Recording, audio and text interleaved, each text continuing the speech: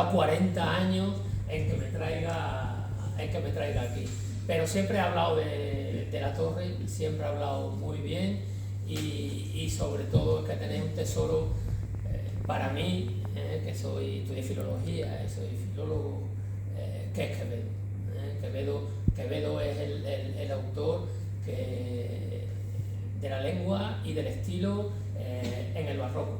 Cervantes crea una obra inmortal, es el más humanista de los escritores, pero Quevedo, como escritor, personalmente, como escritor, y no grabéis esto, creo que es un poquito mejor que Cervantes como escritor. Lo que pasa que, que es que no le salió el Quijote, pero si le llega a salir el Quijote, hubiera sido ya el no va más.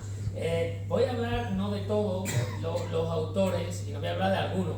Para empezar, voy a empezar con Cervantes. Este es un libro de encargo, yo me dedico a la ficción, pero hubo alguien que me dijo, jo, macho, con lo que tú lees de historia y tal, porque escribo también para Muy Historia, ¿por qué no hacemos un libro de los escritores en la batalla? Y digo, venga, vamos a hacerlo, siglo XVII. Este es un tiempo que parece mentira que se dé. Pasar, ¿no? Y faltaría más. Este es un tiempo imposible que uno piensa fríamente que este tipo de soldados sean este tipo de escritores. Es decir, a día de hoy uno ve grandes escritores y puede ver grandes soldados. Y hablo incluso del siglo XX, ¿no? Pero es que el siglo XVII, escritores fuera de lo común son soldados fuera de lo común. Y esto es de lo que vamos a hablar. Primero vamos a hablar voy a hablar un poquito de Cervantes. Cervantes para mí es una figura que yo le reverencio y siempre todos los años cojo el Quijote. No digo que lo leo entero, pero todos los años cojo el Quijote porque cuando digo que Cervantes es el más humanista de los escritores es por una razón muy simple. Primero fue el escritor, digamos, de los fracasos, es que nada le salía bien. Pide 4 puestos en la administración y no se lo dan, quiere ser director de galeras en el Caribe y tampoco se lo dan, bueno, va sumando, pero sin embargo está cautivo 5 años en Argel, que ahora hablaremos. Y os voy a decir si era homosexual o no, porque todo el mundo lo que me pregunta. Llego a los sitios, vas a hablar de Cervantes, sí, era homosexual, eso es lo de menos, tío. Ha escrito el Quijote, el macho. Pero hablaremos de eso, hablaremos también de Argel. Cervantes como tal, ¿por qué es el gran humanista? Por ejemplo, hay un pasaje con los galeotes que es clarísimo que eso no lo ha escrito nadie en toda la literatura universal. Nadie. Y nosotros creo que tampoco lo escribiríamos a pesar de que digamos, no, es que somos muy humanistas, nos gustan los animales y además, qué sé yo, soy vegetariano y luego tal. Vale, lo somos, pero no somos humanistas a ese nivel. Cervantes llega a escribir que cuando los galeotes vienen y ven que está pegándole a los galeotes en las espaldas, que entonces pegaban fuerte, claro, no como ahora, y los galeotes están sufriendo, por una cosa que han hecho mal, porque para ir a galera hay que asesinar, hay que violar, hay que tal, ¿no? Pero sin embargo, el Quijote, Don Quijote, se mete ahí y dice, oye, deja de pegarle. Y dice Sancho, pégame, señor Don Quijote, si estos tíos han matado, han violado, y dice, yo no te cuento lo que han hecho, yo te cuento que están sufriendo. Eso no lo ha hecho nadie, ni lo ha escrito nadie. El sufrimiento es una cosa y la justicia es otra. Y eso es a partir de ahí. Yo siempre digo lo mismo. Aparte que te dan un baño de realidad. Cervantes te da... bueno, estoy aquí con un artista y con un gran escritor, que es James Elfland, y yo le doy las gracias por estar aquí. Si digo algo mal me corrige y así lo aprendo yo. Cervantes sí que es el humanista total. Es el humanista total. Y vamos a empezar con Cervantes. Un poquito de Cervantes. Dejo Garcilaso porque Garcilaso es el caballero renacentista. Y entonces tiene sus cosas, pero yo creo que hoy es mejor empezar directamente por Cervantes. Cervantes, bueno, el padre de Cervantes se llama... la madre se llama Leonor Contreras, que esto es una cosa que... Y él firma como Miguel de Cervantes Saavedra. Hay dos teorías, yo la que más me creo es la que viene de Argel, porque por lo visto a él allí le decían Shah Saavedra, y él coge ese apellido y lo pone como apellido suyo, yo creo que en recuerdo de esos años de Argel. Y por eso es Miguel de Cervantes Saavedra, porque él debía de ser Miguel de Cervantes y Cortina. Leonor Cortina era la madre, que era una luchadora impresionante. Todas las mujeres que salen ahí, ya sean en acción o ya sean en reacción, son mujeres impresionantes. Leonor Cortina es una de ellas. Leonor Cortina llega a... No voy a llevar ningún hilo, porque iba a decir que os compraréis el libro, pero no, es que como lleve un hilo no me va a dar tiempo, entonces voy haciendo... Leonor Cortina llega a vestirse de viuda y va a pedir dinero para conseguir el rescate de sus dos hijos, tiene dos hijos, presos en Argel. Bueno, pues Cervantes, como era de esta época, pues tiene un duelo, él estudia en la Academia López de Hoyo, por supuesto con el talento que tenía, sabía latín, escribía griego, y estamos hablando de un chaval joven, cosa que hemos perdido todos, por lo menos yo, ya el latín, el griego ya lo hemos perdido, pero ellos no, ellos lo estudiaban y lo sabían, y lo hacen nada más y nada menos que en la Academia López de Hoyo. Eso significa que alguien vio algo en él, porque para ir a esa academia o tenías muchos posibles o alguien te metía ahí. Y entonces tiene una trifulca con un alarife del rey, que era un constructor que estaba construyendo el Palacio Real, y bueno, pues lo hiere, y la pena del duelo era cortarte la mano derecha. Ya si le corta la mano derecha a Cervantes, apague, vámonos. Entonces el tío consigue meterse con el cardenal Acquaviva a través de un enchufe que tiene de Sevilla. El abuelo de Cervantes era un tío con muchos posibles y estaba muy bien colocado, era un juez. Lo que pasa que abandona la familia y se va con otra mujer, y ahí empiezan los problemas de la familia de Cervantes. Entonces él va a Italia, se mete allí, está en Nápoles. Nápoles era en esa época, pues bueno, donde tenían que ir todos los artistas, hay que pasar por Italia, Nápoles, Florencia, y él pasa por allí y está mucho tiempo allí. Allí se encuentra su hermano y vamos a ir a la batalla de Lepanto, y el tío pues se enrola en los tercios viejos españoles. Un tercio español era, pues en el combate era el no va más, pero él era un soldado bisoño.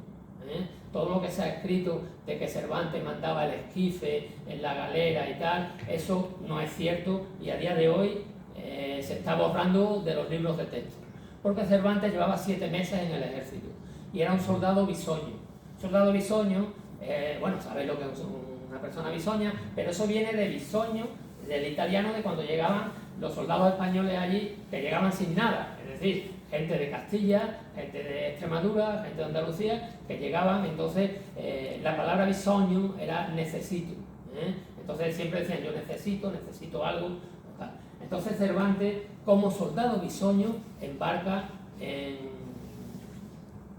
con el capitán Diego de Urbina, él embarca allí con el capitán Diego de Urbina, en el tercio Moncada, nada más y nada menos.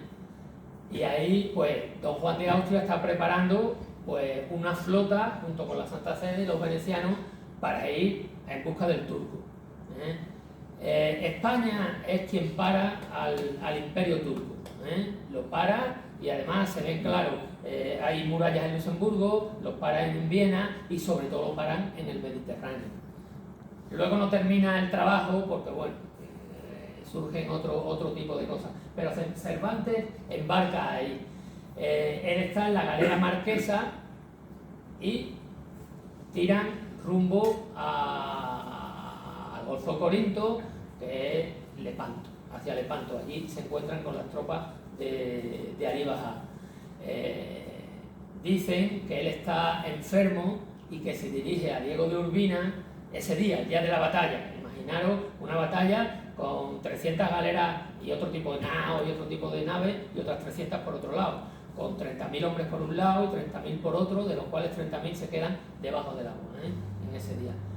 Y entran al combate. Él dicen que está enfermo, que es lo que hemos leído siempre, que tiene fiebre y que le pide a Diego de Urbina entrar bajo cubierta. Diego de Urbina le dice que se quede bajo cubierta, que está muy enfermo.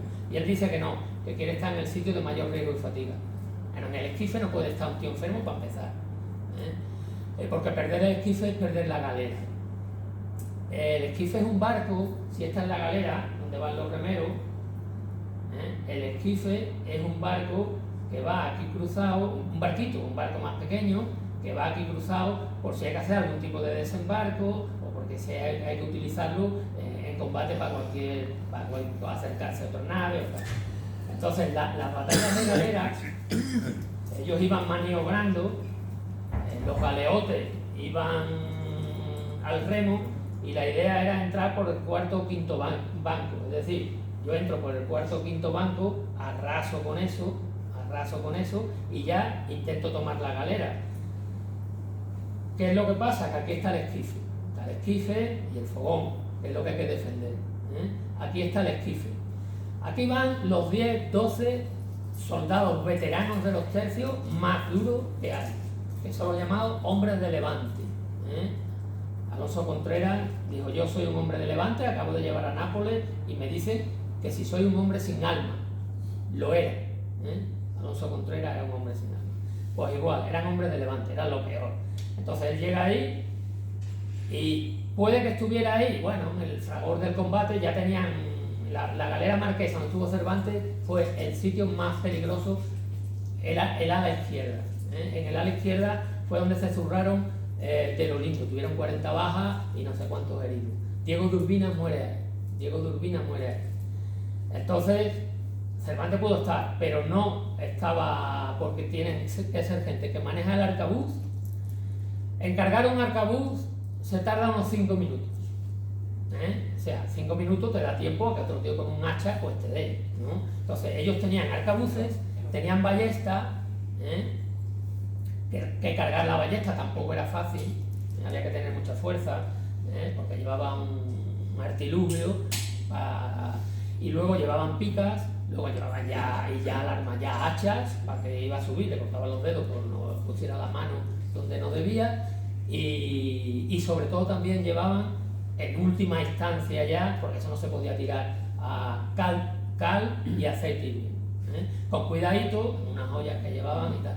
Cervantes pudo estar ayudando allí, pero no creo que estuviera en el esquife, y de hecho estudiosos de ahora dicen, y mucho menos que lo mandara, era un soldado. Él cobra 4 escudos y él cobra como soldado aventajado, él cobra ya una vez que está herido, por las 3 heridas.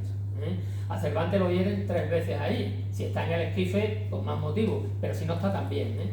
Ya digo que hubo 40 heridos y casi todo, 40 muertos y casi todo herido. A Mesina llegan más de 800. Entonces, una herida la tiene en la mano y tiene 2 en el pecho.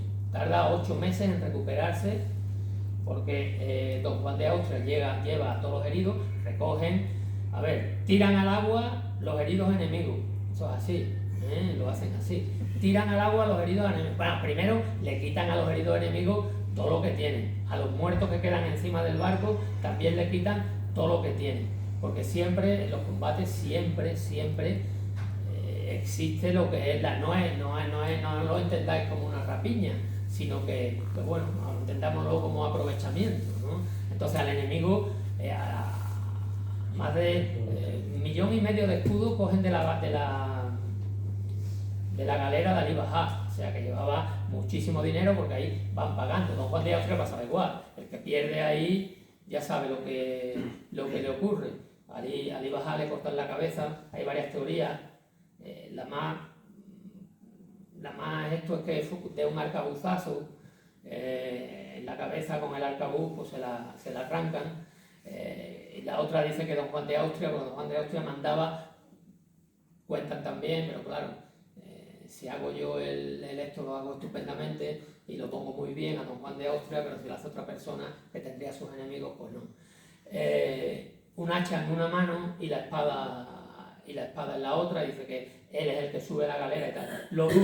Lo dudo porque morir ahí, si ahí muere don Juan de Austria, se pierde la batalla. Esto es así, los que somos militares sabemos que tenemos cadena de mando, Pepe sabe mucho de esto, tenemos una cadena de mando y cuando matan al Force Commander, nosotros llamamos al Commander, cuando matan al Commander hay un subcomandante y hay tal, porque si no se para de todo, aparte que jamás diremos que lo han matado, los allí no se van a enterar, ¿sabes? Porque la desmoralización es muy grande.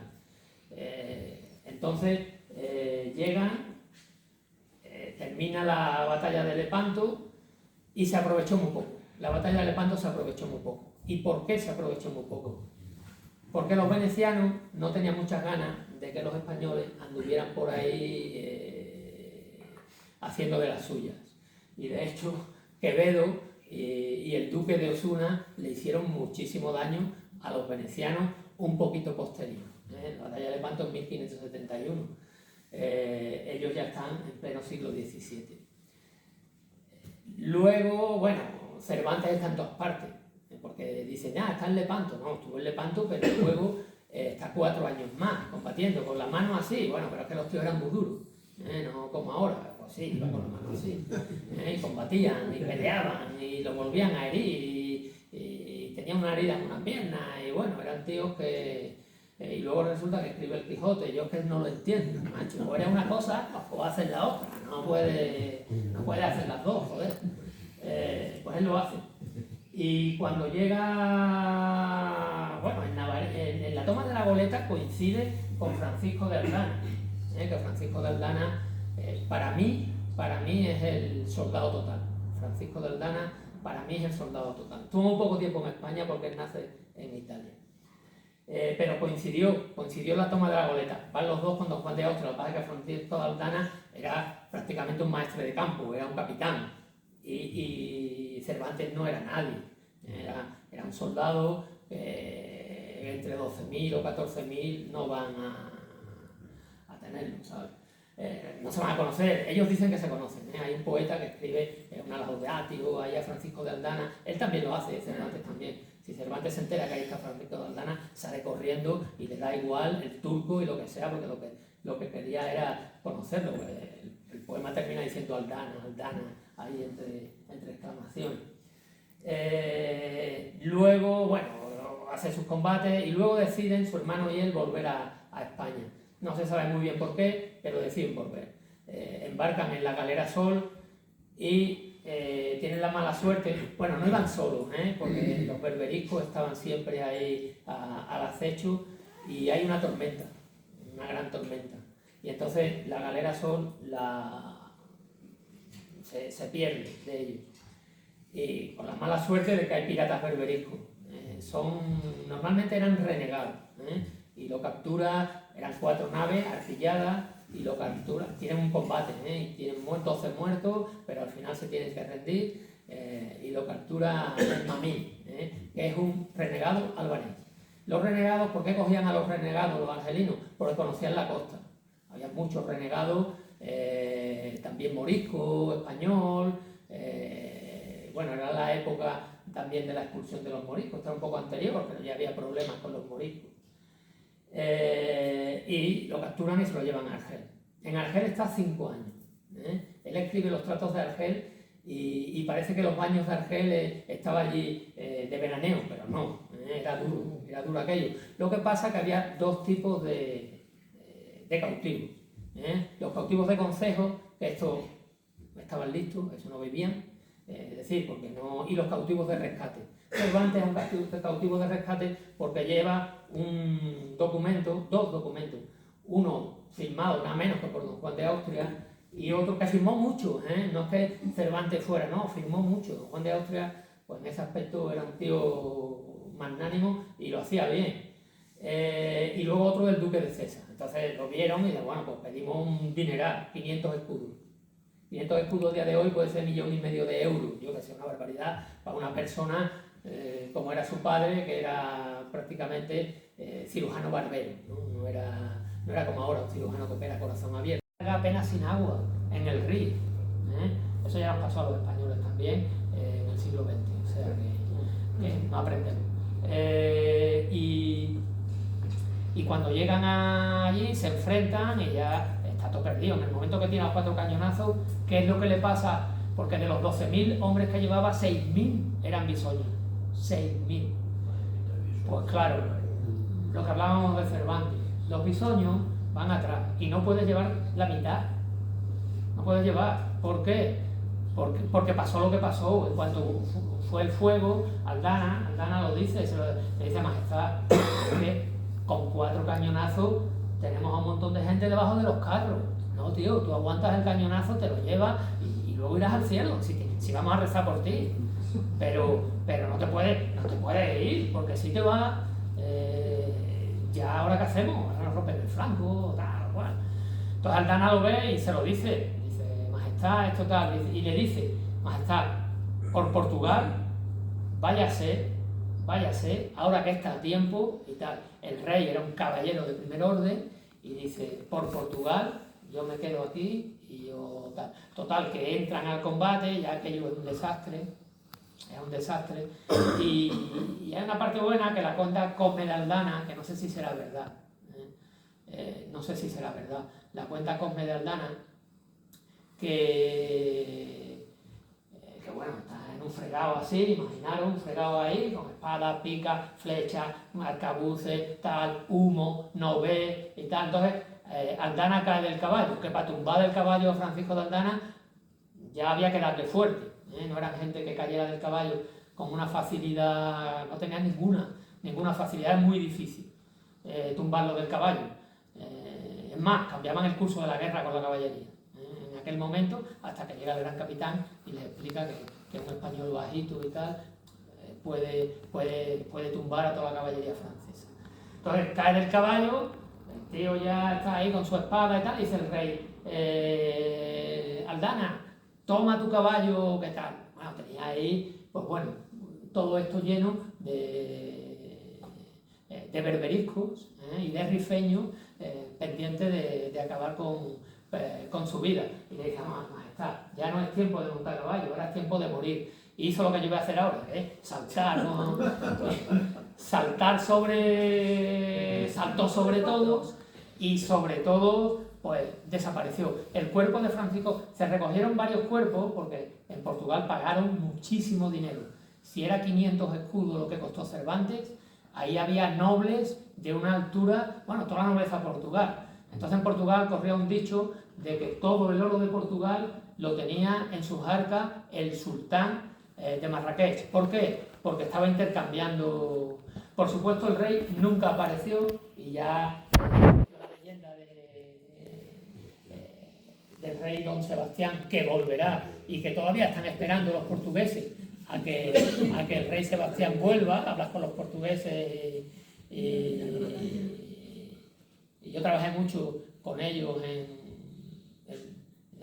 Mali en el 2019, y en el 2020 estaba mandando, el commander era portugués, tío majísimo, yo Boga Ribeiro, y majísimo, muy buen general, y trabajé con ellos a todas horas. Y hay una cosa curiosa, los portugueses hablan muy bien español, porque ellos dicen: joder, como empiezan a hablar rápido y tal igual, pero coño, empezaron a hablarme todo en español. Y el general había aprendido con los payasos de la tele. Tenía un poquito mi edad, creo yo, un poquito mayor o menos. El otro porque no sé qué, el otro porque veía la televisión española, el otro porque no sé cuánto. Yo decía: joder, macho, y los españoles no miramos a Portugal, ¿no? Y ellos, el día suyo, porque yo les dije que tenían un ejemplar facsímil de la primera edición de Os Lusiadas. Bueno, yo no, mi biblioteca. Y dice: no jodas, y tal y cual. Y dice: ¿tú sabes cómo somos nosotros y cómo es el día de Portugal? Digo: no. Dice: pues el día de los hijos de Portugal y de Luis de Camões. ¿Sabes? Es el Luis de Camões no está a la altura, cara que no hay portugueses aquí, que no está a la altura de Cervantes, Luis de Camões. Es verdad que él